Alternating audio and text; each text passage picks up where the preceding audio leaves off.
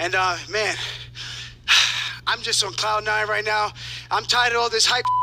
Everyone talking about Peter's the greatest guy, and yeah, you better win your fight because I'm coming on your ass, boy. I'm coming for that ass.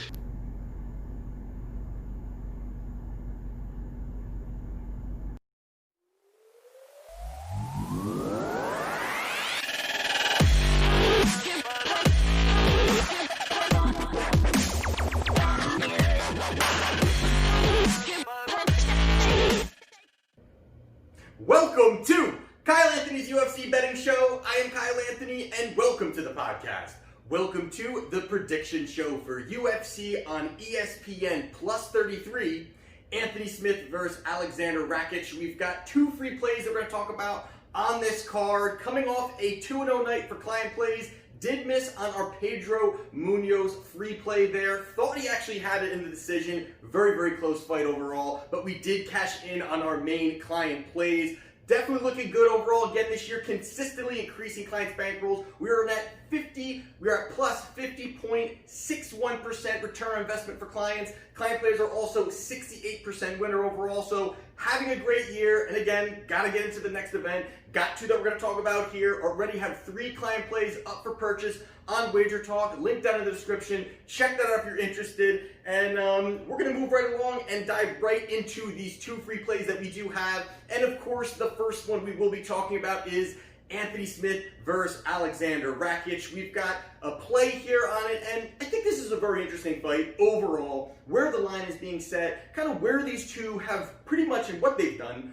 over the last few fights. And like we do here, we like to go over 3 fights for each fighter, see what we see if there's one thing that, one position that a fighter can expose the other fighter, and see if it actually makes sense to place a wager. So the first one we're going to be talking about is, we're talking about Anthony Smith. And right now the current line, you've got Anthony Smith is a plus 235. You've got Rakich is a minus 290. Those lines definitely have moved around a little bit, but we're going to dive into this anyway. So first one we're talking about is Anthony Smith. 3 fights ago, he fought Jon Jones. Now this was a fight here where Smith pretty much had said, I'm not going to be snake charmed into this fight. I'm not going to allow Jon Jones to kind of do what he does. And pretty much he dictates the pace of the fight, the way that he moves, amazing distance management, utilizes his range, his big reach advantage, and really all of his tools. I mean, he's throwing elbows, knees, spinning back fists, combinations up top, leg kicks. So a lot that goes into it when you're facing a guy like Jon Jones.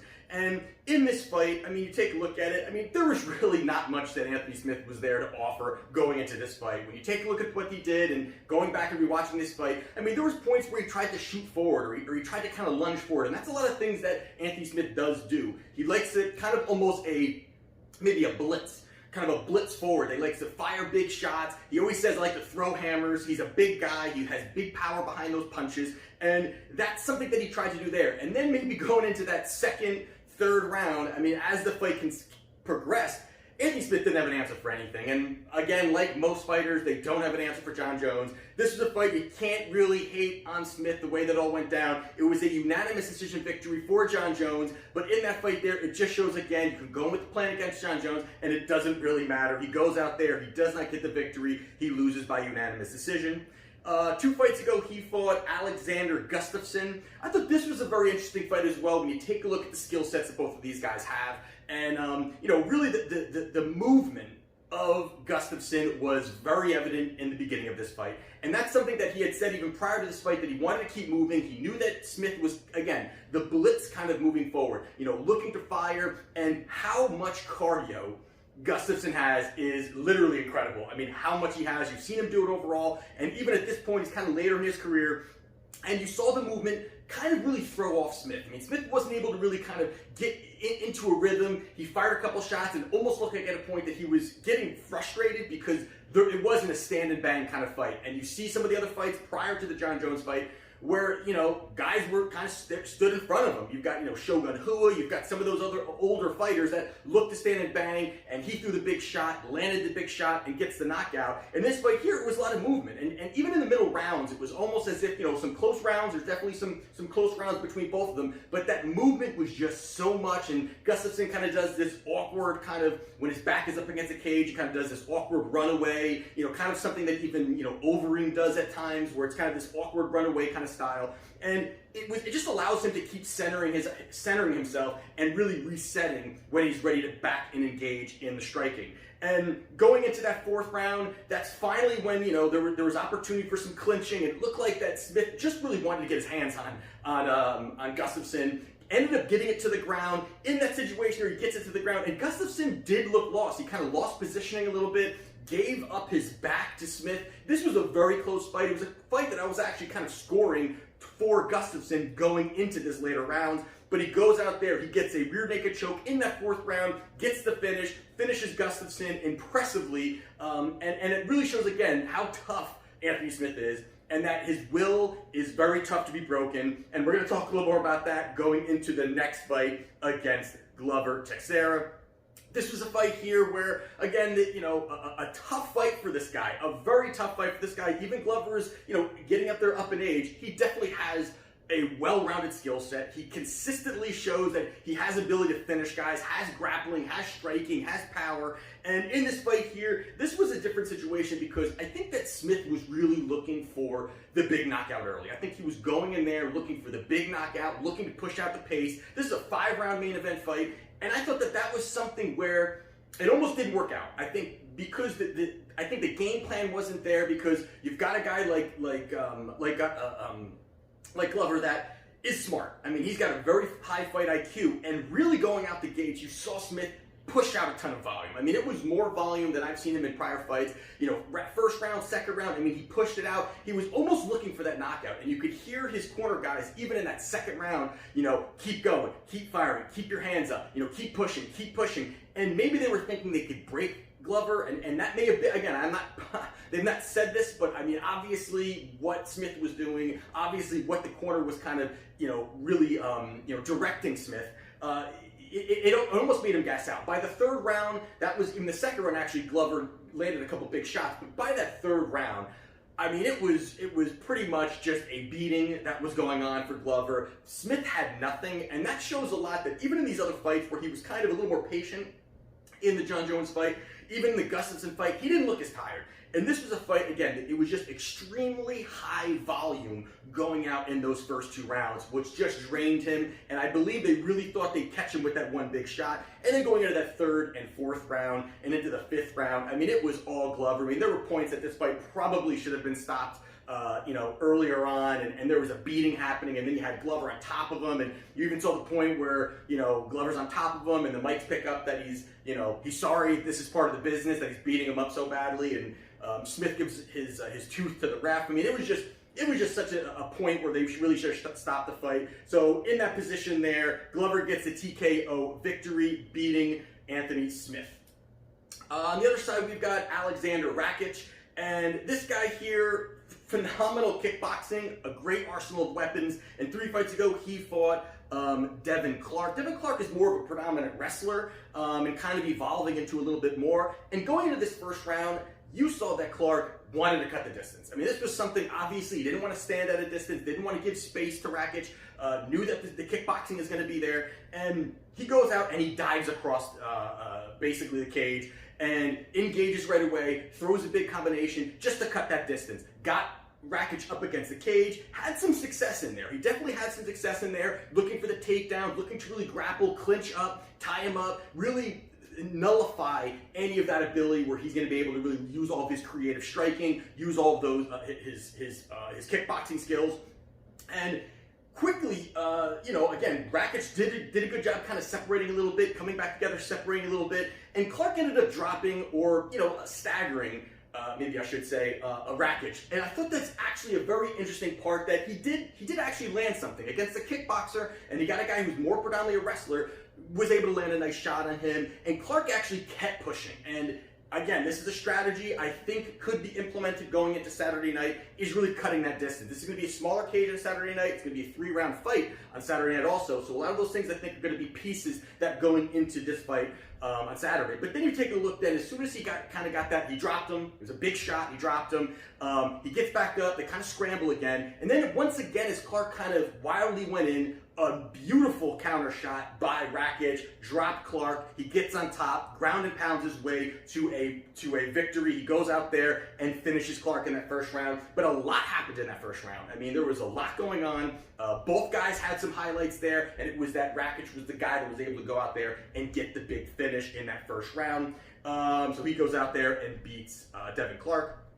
2 fights ago, he fought Jimmy Manuwa. Now, if there is a Mount Rushmore of glass chins, I mean, you definitely have got Luke Rockhold up there, but Jimmy Manuwa is another face that will be up on that Mount Rushmore because he is a phenomenal fighter, tons of power, but it's just his chin has been completely gone. He's retired since then, thank God.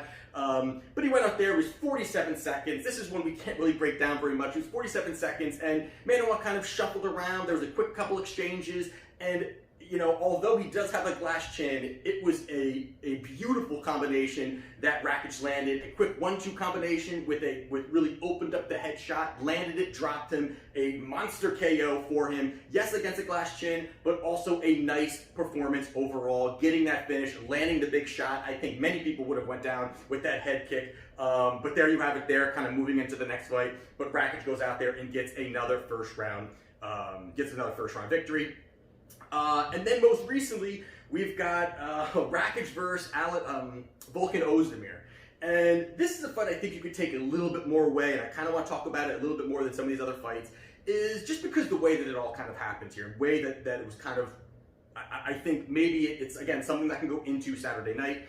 And then early in this fight, it was where really Rakic kind of used the same maybe game plan as Devin Clark, really shortening the distance. He came out, shortened the distance, and that's something I think he wanted to take Volkan Oezdemir out of his own comfort zone, because obviously, you know, Rakic is a well-rounded fighter, more the kickboxing side, but he's well-rounded, and I think he thought he would throw Volkan off a little bit, which I think it did earlier on. He was able to press Volkan up against the cage, but Volkan's a strong guy. He was able to reverse angle, keep him up against the cage, some tough striking in there, and even he took Volkan down, looked down for some takedown attempts. I think he really tried to take Volkan out of his game plan. I think it was smart overall, just to kind of, again, any level changing is going to help the fighter obviously open up his offense, have the other fighter worrying about the takedowns, putting his hands down, obviously looking to stop any takedown opportunities. And going into that second round, that's really where Rakic slowed down. I think Rakic came out guns blazing, looked to fire, looked to get the big shot, and didn't land it, but had a nice first round, but didn't land it really the big one that looked to end it. Kind of slowed him down a little bit, and that is really when Volkan started with the leg kicks. And I think that is a critical part going into this fight, which is something that Anthony Smith likes to do, and I think it's a path for him to slow down the movement of Rakic overall, as he's got the great movement, great kickboxing. And that was, you saw, I mean, if you go back and watch, it almost looked like a bone was coming out of his leg. It was a bad bruise that he just kept, Volkan just kept after every combination, beginning of combinations, really mixing it up, looking to slow down and allow him to not use his feet as much as Rakic would like to use them. And that's when he started worrying about the low kicks, gave Volkan the opportunity to land some big shots up top. Very close fight. I mean, this is a very, very, very close fight. I actually had it for Volkan Oezdemir. I know Rakic says that he won, but overall in that fight, it was a decision victory, split decision for Volkan Oezdemir. He goes out there and beats Aleksandar Rakic. So with that all being said, you know, you've got Anthony Smith versus Aleksandar Rakic, and you've got right now, you've got Smith. I mean, Smith is tough. He is overall a durable guy. He's got tons of power. He likes the pressure. He likes that volume to come out. He likes to have that blitz kind of mentality. He has the grappling ability. A lot of people don't really talk about that because he doesn't really use it. But he's got grappling credentials, so he can do that if it need be. He did get the finish against Gustafsson, and it's definitely something that he doesn't always do. But this could be something that he could use against a guy like Rakic. And then the other side, we've got Rakic. Rakic, again, another guy with power, fantastic kickboxing, a lot of movement, big weapons, a lot in his arsenal. He can definitely use a lot in his arsenal, and he's extremely creative with the striking. But with that all being said, I mean, this is a spot where the line has really, really pushed me here, because you look at Rakic, I mean, I think he should be the favorite. I think this is another spot where he should be the favorite, but at nearing a 3-1 favorite, I I can't get aboard on that. I just think that's way too much, and there's definitely spots where you've seen on this show that, sometimes I'm willing to pay juice. I'm willing to pay because I feel that, hey, you know what, this guy is maybe a minus 220, but he should be a minus 415. And there's a ton of value in this. That the line is definitely off. This is a spot where I feel it's pretty high. I feel like that's pretty high. You've got Anthony Smith at a plus 235 in a smaller cage, a 3-round fight. This is a spot where I think that Smith can implement a game plan of pressure. And I'm not saying Rakic can't handle that. I think he's got the ability to handle some of that. But I think that if you put some level changing in there, you put some pressure in there, this is a dog or pass for me. I can't find many opportunities where you're going to really look at and say it's worth the 3-to-1 money to pay up that. He's going to go out there and hammer him, and it's going to be a quick knockout or a dominating performance. I think the odds are way separated. I think the odds are definitely going to be, it's going to be much closer than these odds are indicating. I like Anthony Smith here. I mean, this is, again, a dog or pass for me. I can't find an opportunity here or just really find a betting edge by really paying up on Rakic here. I think it's worth a bet. It's to place on Anthony Smith. And again, client plays, I am betting 85% of my allotted amount of money per event. Free plays, 10 or 15%, sprinkling between a couple parlays, free plays, value plays. That's how you're laddering, or at least I ladder my plays. And here I am taking Anthony Smith as my free play at plus 235.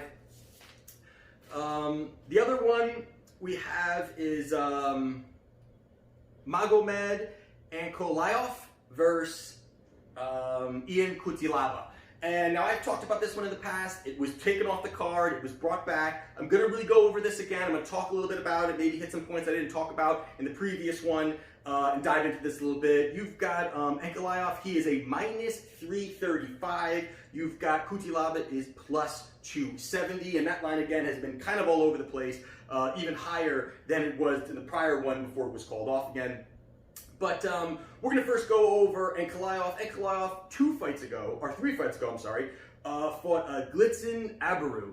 And Abaru is a BJJ guy, not a guy that's going to have a lot of great striking, looks to take it to the ground, kind of sloppy overall, not the greatest, crispest techniques. And in this fight, in the early rounds, I thought he landed some pretty good shots against Ankalaev. Ankalaev has great technical skills, good distance management, good striking.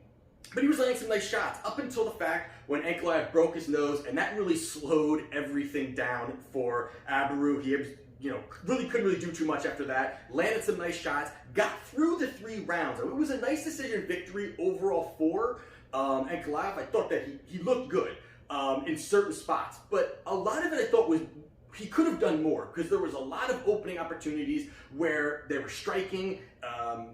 Abaru was kind of giving him distance, allowing him to work some of his offense, and it was really a 1-2 combination he backed up.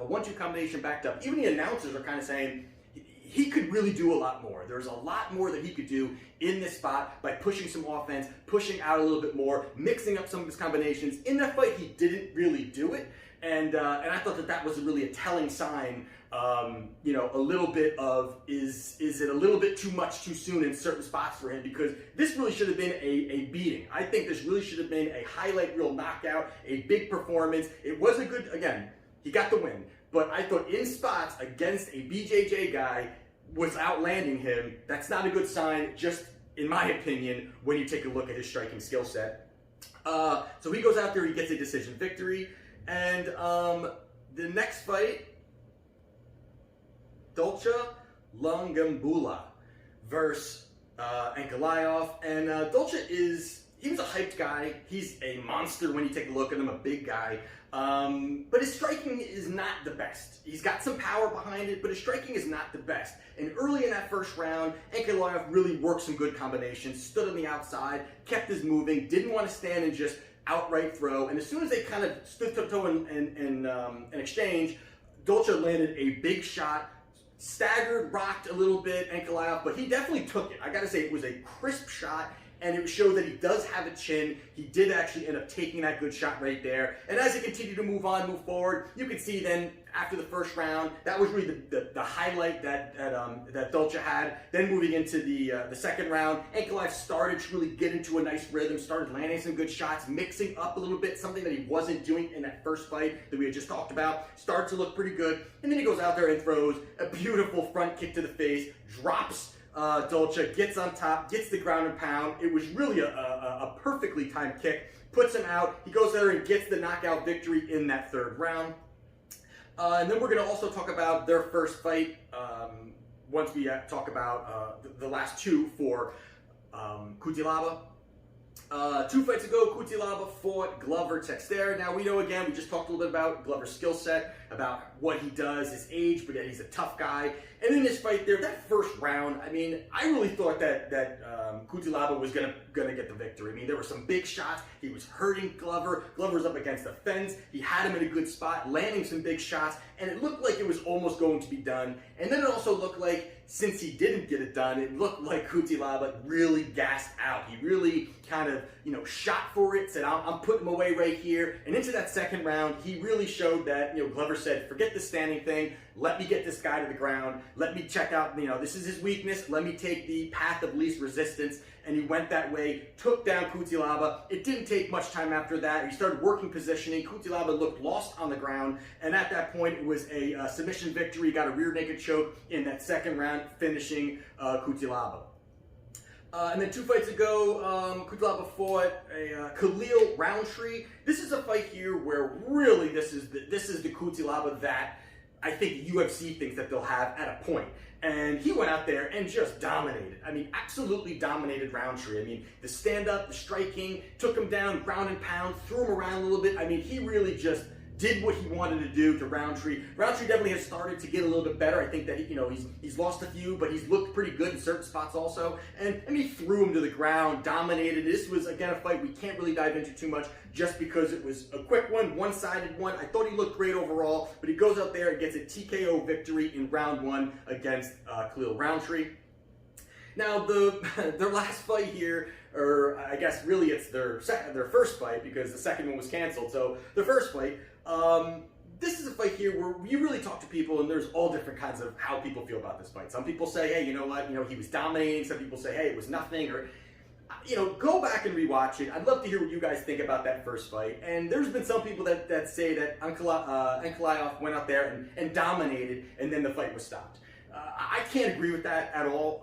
It was a 30-second fight. I mean, it was literally, I think the fight ended at the 4-minute and 30-second mark. So really not much happened, and they both kind of exchanged a few random punches. Nothing too crazy. And then you go to the part of when Cutelaba faked being hurt. Now in the beginning he kind of looked hurt. You weren't really sure what to think. He was kind of wobbling around and allowed he was, I guess, maybe hoping that Ankalaev would just kind of expose himself and just really go for the kill, and he would look to counter. Kind of a weird scenario. I've never really seen anybody do that. I don't think anybody will ever do that again. But he looked to think that, hey, this guy's going to look for the kill. I'm going to land a big bomb, and that's going to be the end of it. And the ref stops the fight. And even Michael Bisping says too, because it did look when it was live, it kind of looked at, hey, he's getting hit here. All of the shots, if you take a look back, Bisping even said that they were blocked. I mean, he was kind of wobbling, but then blocked, put his hands up, blocked, was able to get the nice blocks, and still looked to counter. And as soon as it was called, that is when he kind of came to and said, what the hell? What the hell's going on? So, with that being said, the line at this point, you've got the line right now. You've got, again, Ankalaev is a -335, and Cutelaba is a +270. I mean, that's a wide range right there. That's a wide range for, again, the odds just continue to change. Not much has happened. I think in this spot here, obviously, I believe that, and this is another spot that I believe that, Ankalaev is the rightful favorite, and it's kind of the same thing I'm talking about with Rakich. Rakich is the rightful favorite, but this line is just way spread apart.